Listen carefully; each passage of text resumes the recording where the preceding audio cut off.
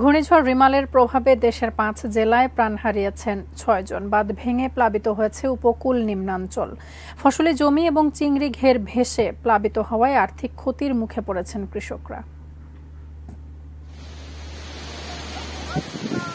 রাতভর ঘূর্ণিঝড় রিমালের তাণ্ডবে খুলনার উপকূলীয় উপজেলা কয়রা, পাইকগাছা, দাকব, ডুমুরিয়া ও বটিয়াঘাটায় ব্যাপক ক্ষয়ক্ষতি হয়েছে। ওয়াবদা, বেড়িবাঁধ ভেঙে এসব উপজেলার প্লাবিত হয়েছে কয়েকশো মাছের ঘের ও অসংখ্য বাড়িঘর। ফলে কোটি কোটি টাকার আর্থিক ক্ষতির শঙ্কায় ঘের মালিকরা। রাতে সাতক্ষীরার গাবুরায় আশ্রয়কেন্দ্রে যাওয়ার সময় এক বৃদ্ধ এবং ভোলার লালমোহন উপজেলার চর উমেদ গ্রামে ঘরের নিচে চাপা পড়ে এক নারীর মৃত্যু হয়েছে। বাগেরহাটে বেড়িবাঁধ ভেঙে এবং পানি বেড়ে ৭টি গ্রাম প্লাবিত হয়েছে। ক্ষতিগ্রস্ত হয়েছে ৪০টি মাছের ঘের। ঝড়ে বরিশাল শহরের রূপাতলীতে নির্মাণাধীন ভবনের ছাদ ধসে পড়ে ২ জন নিহত ও ১ জন আহত হয়েছেন। এছাড়া গাছ ভেঙে জেলার বিভিন্ন স্থানে আহত হয়েছেন আরও ৮ জন।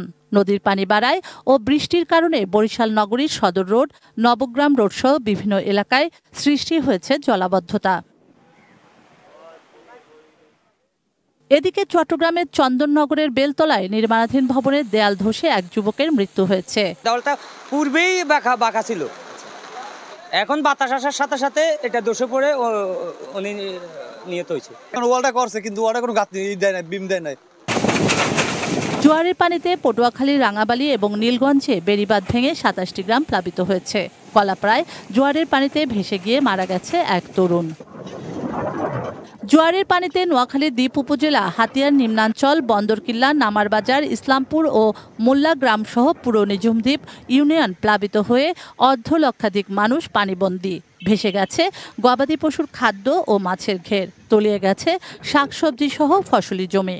যেরকম বাতাস, এরকম তুফান, এরকম জোয়ার, এরকম নদী ভাঙতেছে। মোংলা ও সুন্দরবনের উপকূলীয় এলাকার আবহাওয়া এখনও দুর্যোগপূর্ণ।